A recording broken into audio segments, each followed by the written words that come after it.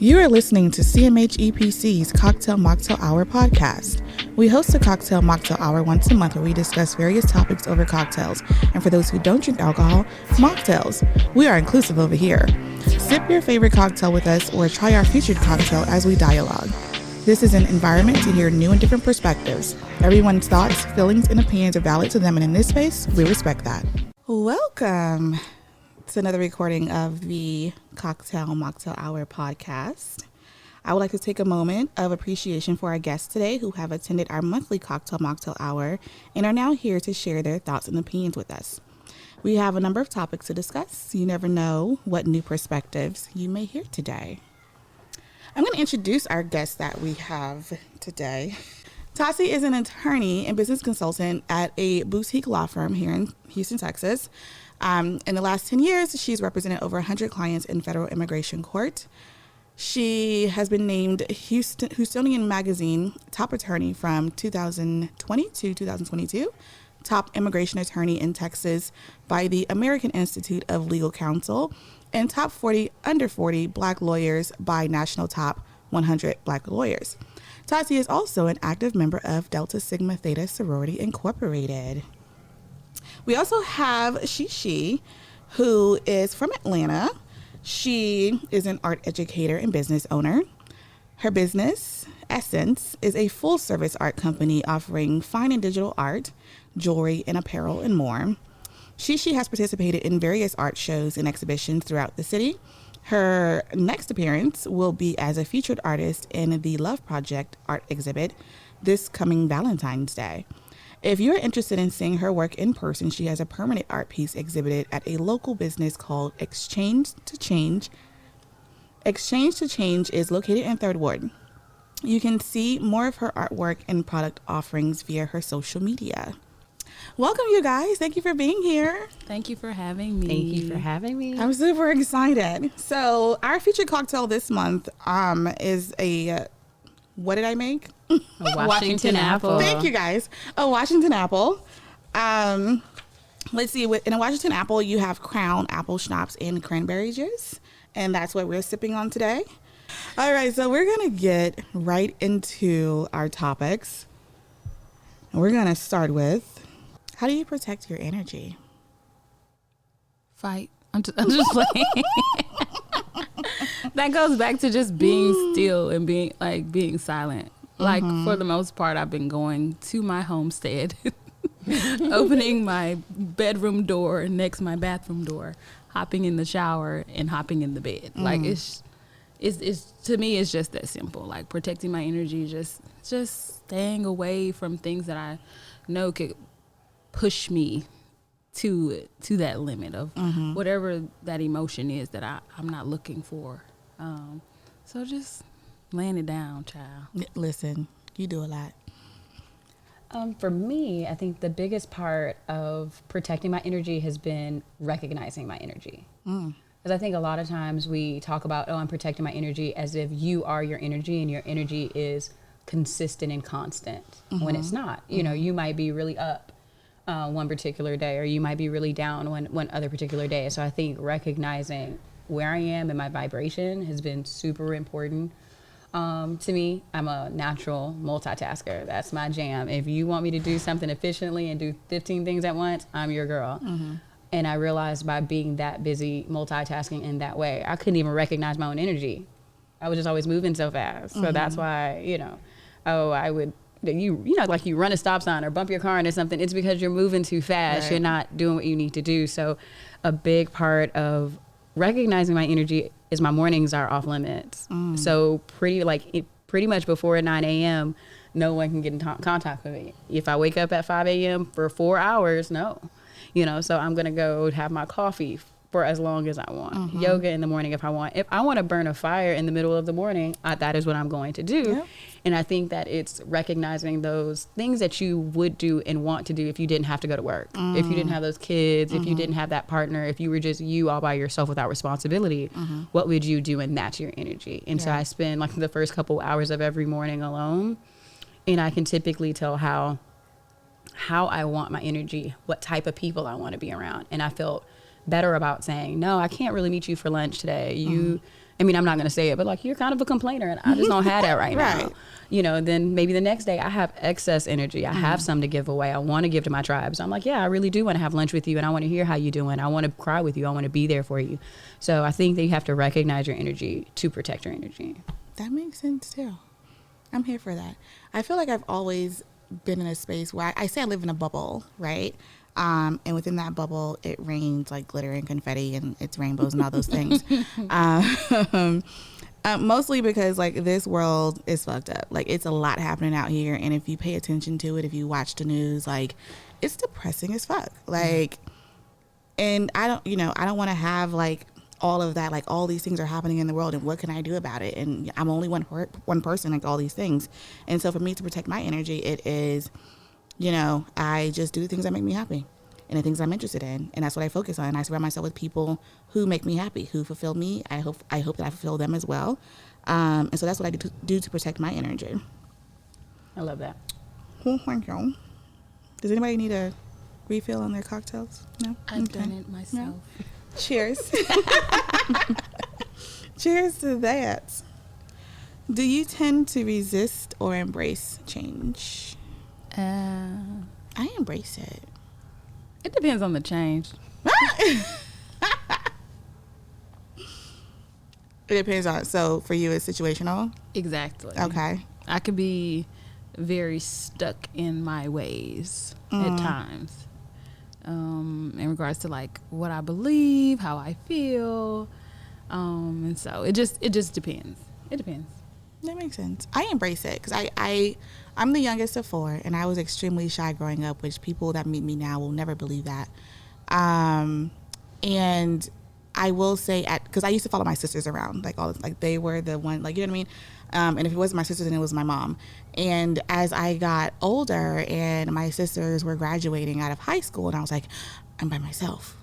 Like I have to do this by myself. Like it was scary. And so that's like, I guess the history of like my thought process. But as an adult, I realized that like I grew with change. And so I was like, I embrace it, especially if it doesn't seem that scary. Right. But even if it is scary, I guess, I would embrace it. But I definitely, with change for me comes growth. So I embrace it. Yeah, I am a military brat. Both of my parents are retired Air Force. So with 2 parents in the military, we moved quite a bit. So I view change as just something that's natural. Like I don't even think I do well in environments that are too consistent and too stable because I have a fear that I'm missing something. Because something's always changing. So if I think something's not changing, then maybe I'm just not paying attention. So I really like change. I take it as an adventure, and I also take it as there's nothing I can't do. It just might be a little hard right now. So like if I'm afraid to go to this place, I'll get past it. I'll figure it out. I might look a little foolish the first time, but I'll figure it out. Yeah, I noticed these last like 3 years though, career-wise, I noticed that I was becoming a little less apt to learn new things or put myself out there or be embarrassed. And I was like, oh, no, that I can't live like that, you know? So I like change because I feel like you'll level up and become a bigger and better person than you were before. Right. Something about life though, as I think about it, like as you learn things and you grow, and how life is just like a series of things, and then as you grow. What? Cocktails and conversation. Wait a minute. I'm gonna stop drinking, okay? Because I'm gonna drink this water now because things are happening. I don't know. Things are changing. Changing from my cocktail to my water at this point. Lord of mercy.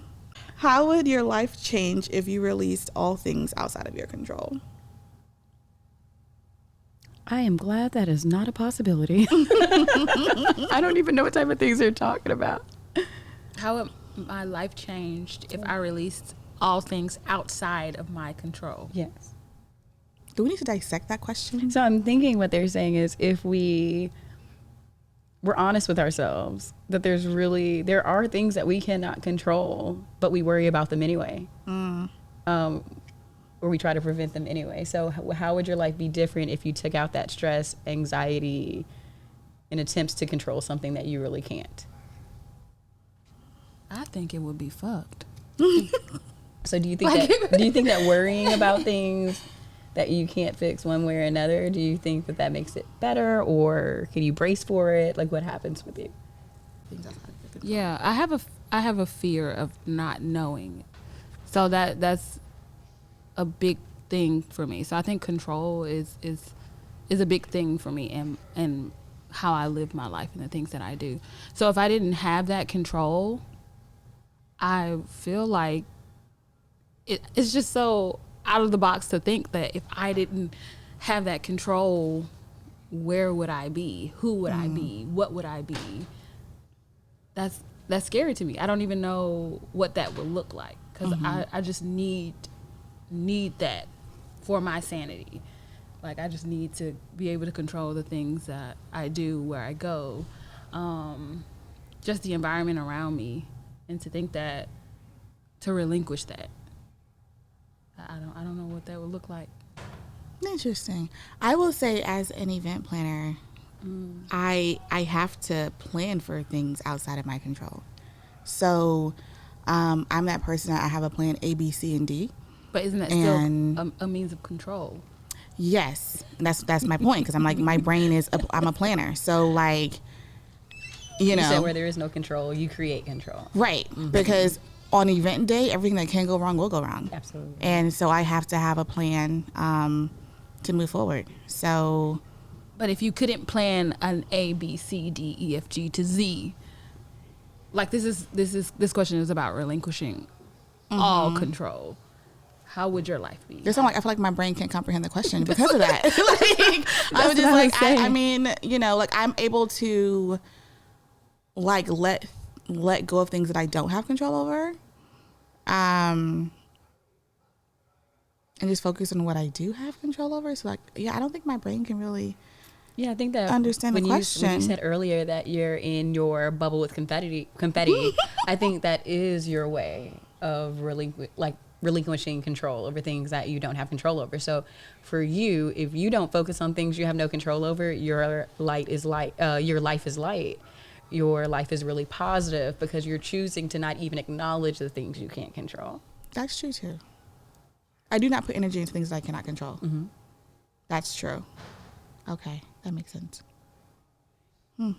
With me, I'm still in the identifying the things I can't control stage. Yeah. Because I do have a false sense that I can control everything with something. Like, if I brainstorm hard enough, if I collaborate hard enough, I can fix those things. The things I quote unquote cannot control, it's because I don't legitimately care about them. That's my mindset. When I know that's not true, but that's my mindset right now. So I'm working on it. We're all a work in progress, though. Okay. How will you approach the first half of this year differently than you did the last half of last year? What would you do differently, I guess, these first 6 months than you did the last 6 months of last year? I have decided, that's really easy actually, I have decided to be confrontational in 2023. Yes. Nuck if you buck. That is what I've decided. I am definitely a non-confrontational person by nature. I'm an assertive person, so people typically think that I'm confrontational as well. I am not. If I can avoid a topic, I will avoid it as long as I can. Like, I am definitely that meme with the person sitting in the fire while it's happening. Everything is fine. It's fine. As long as it's not loud, as long as it's not boisterous, everything is fine to me. So I've decided to be more confrontational, and not with people, but with my inadequacies or with my goals that I'm not truly like pushing towards them the way that I should. I have things that are totally reasonable goals, but I've been treating them like they're just dreams. And so in 2023, this first half, I've been really big on writing down what I can accomplish in that day and making sure I accomplish them in that day. I've got an accountability circle. So we have an accountability call every morning at 7 a.m. And then we have a proof of work every Monday at 7 a.m. Oh, I love that. So if you don't come with what you said you were going to, accomplish that week, that's where we're at. So that's huge for me. And I say I wanted to be more confrontational because I think of something Kobe Bryant said. He's like, we love to play towards our strengths, but we never play towards our weaknesses.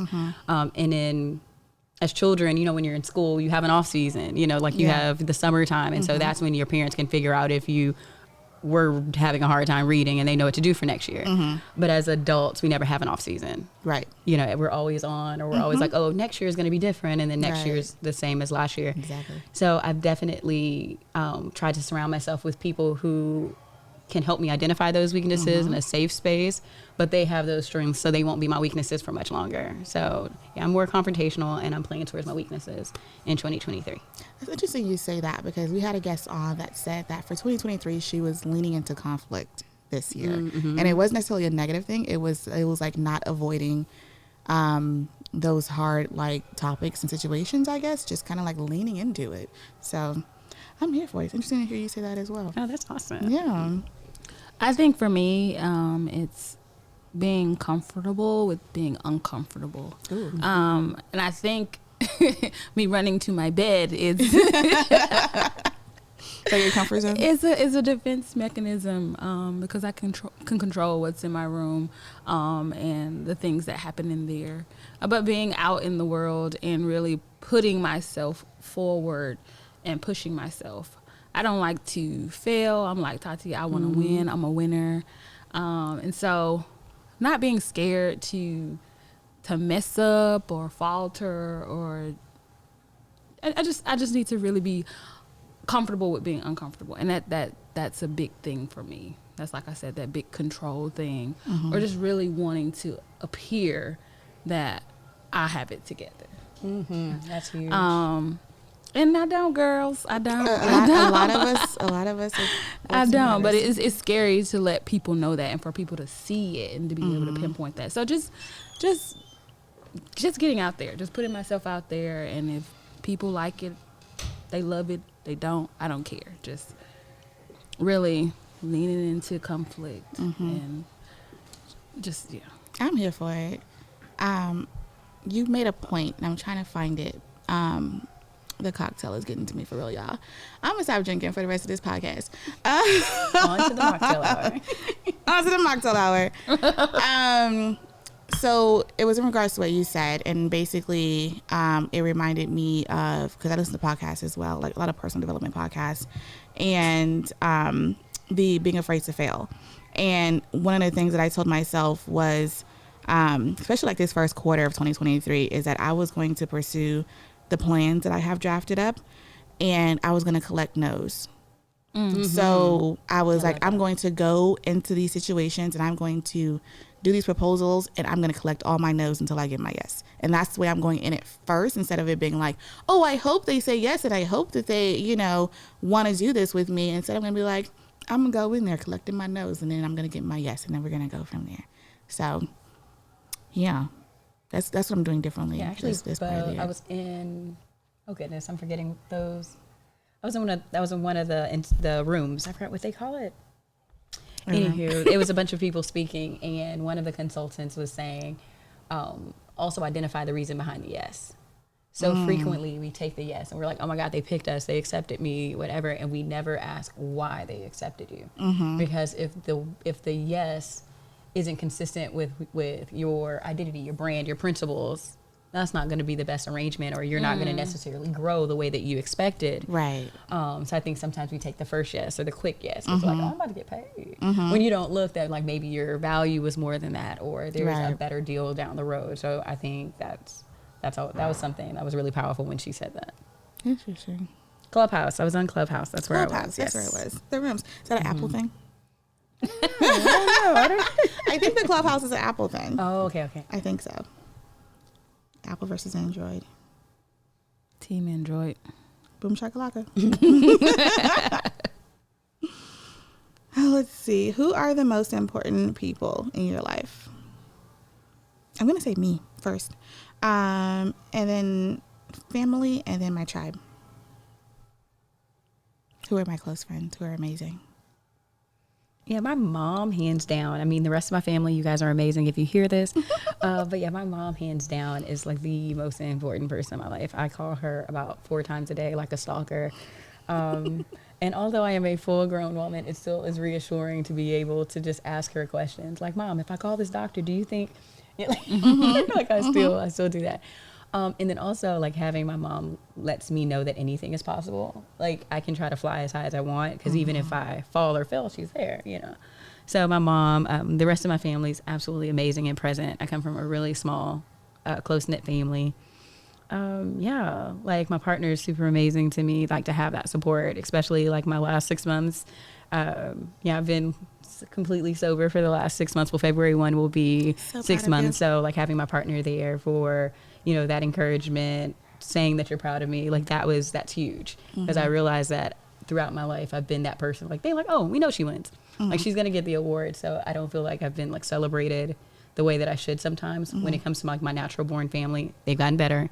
I'm not talking about y'all. But yeah, and then of course my tribe, like, you know, I have an amazing group of women that are always there to support and show me alternative ways of living. Like I would have never went camping without those crazy women.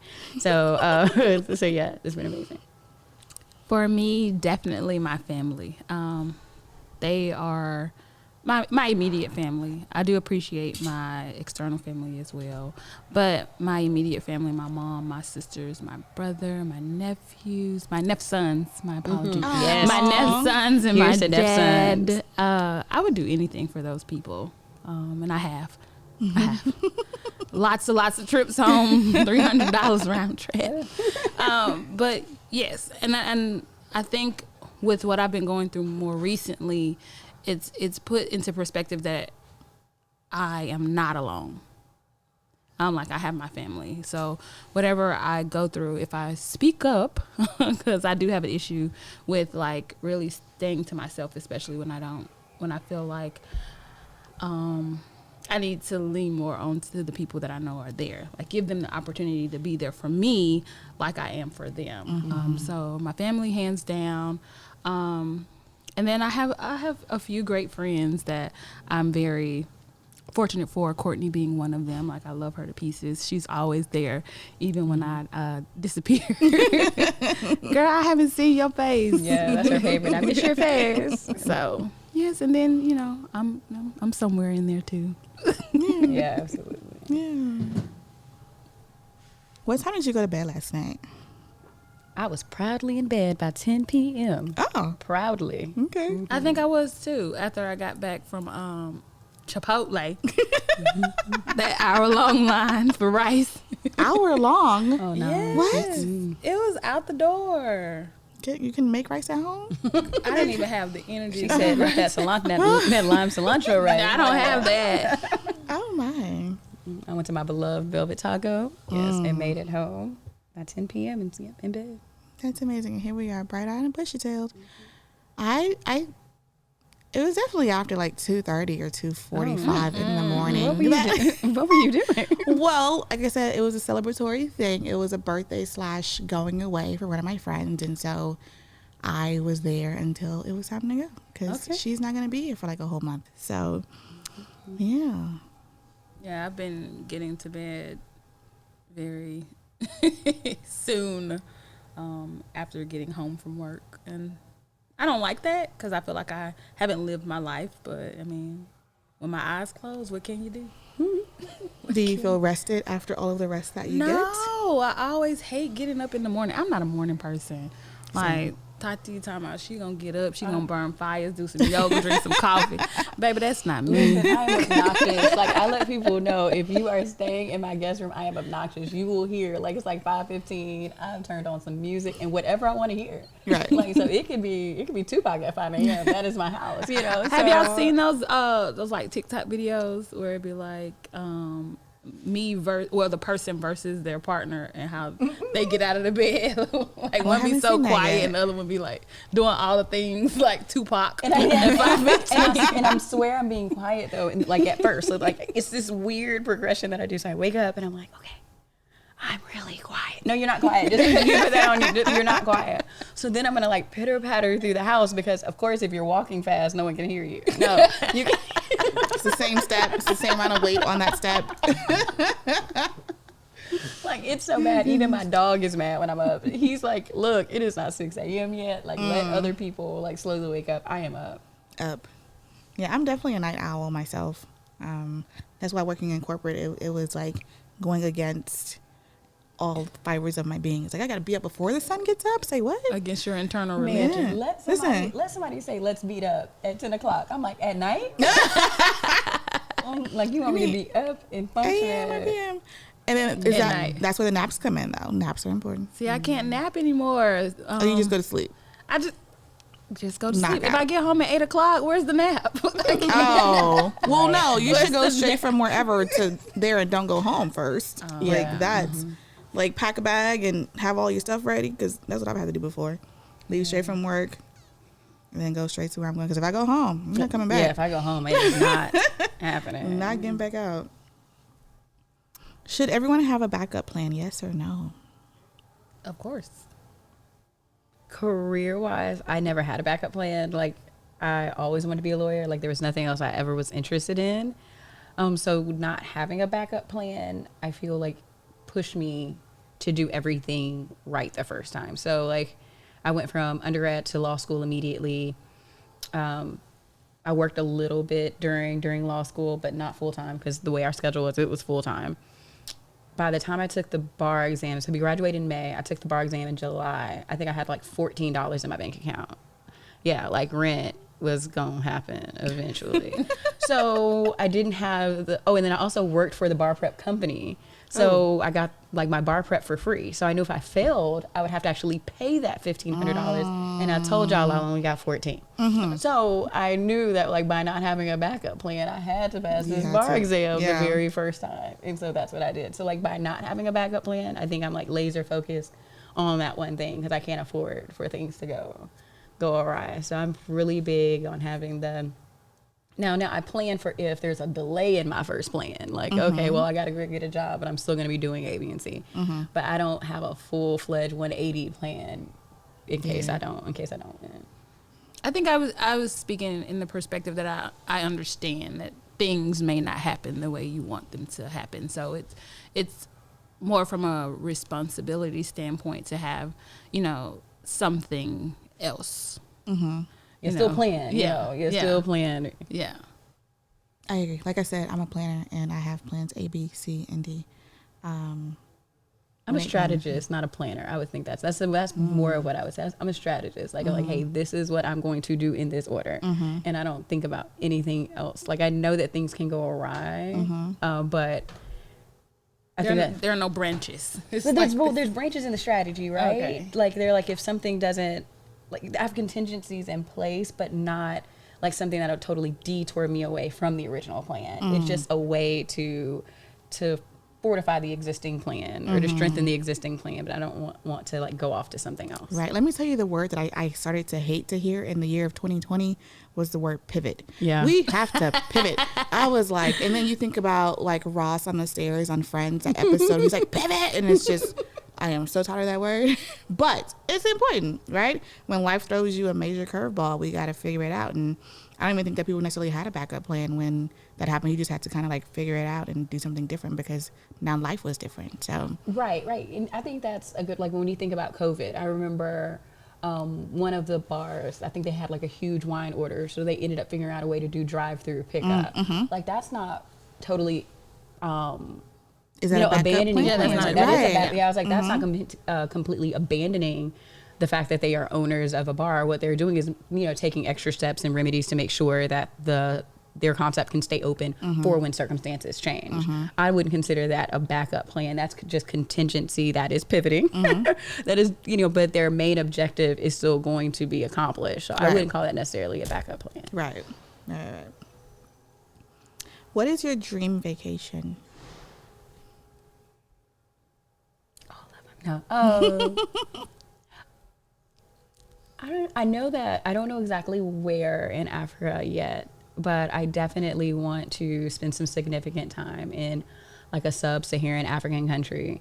And because I'm hoping there's going to be like this magical feeling of like, going back to where we're from to a certain extent, like, as an African American who knows absolutely, we don't know where we're from at all as a family. Right. It feels, I guess it's a romanticized way of thinking, but it would feel good to at least be somewhere near where my family's originally from. And I purchased one of those DNA tests, ancestry tests. I was like, do you know where they're from? I did, but it's going to take like 6 weeks to come back. Oh, you just did it. I just bought. No, I still haven't even done it because it has a lot of instructions about when you need to stop eating and drinking. And yeah, it's like don't eat for like 2 hours before you take it or something crazy, and I always mess it up. So I have not taken it yet, but hopefully I'll take it in these next couple of weeks. That's interesting you say that, because like I've not actually thought about it, because I feel like I can't do that flight. Like I can only do like a 4-hour flight. Otherwise, I'm not going. Wow. Right. But it's funny you say the Africa thing, because there is this show on Netflix, and I can't think of the name of it right now, but it talks about it talks about like how our culture like influenced culinary in America. And one of the episodes, he went to Africa, and it was like the last place that they saw before they got on the boat to come here. And he had an emotional moment like at that space. And I was like, if I ever go, like, I think I want to like go there. Then I also have a friend that lives in Kenya that I grew up with. And so I want to go see her and her boys as well. But that flight is not looking appealing to me. So I don't know. Maybe it'll be worth it. Or maybe you do a long layover somewhere. I don't know. Yeah, split it up. I don't know. But my dream vacation, I don't think I've thought about it. Ideally, I think my head immediately goes to like, those islands that have like the huts on the water, even though I can't swim. But then my other brain is like, I just want to go live in a treehouse somewhere in like South America. I think you should do both. And not talk to nobody. Maybe that's your dream vacation. Well, honestly, one is just on the water, one is in a tree. That's the exact same dream. Oh, that's true too. Mm-hmm. Oh yeah, maybe that's it's a conglomerate of the places that you want to visit, because that was going to be my answer. My dream vacation is going to all of the places that I've ever wanted to go, because I just can't choose one. Right.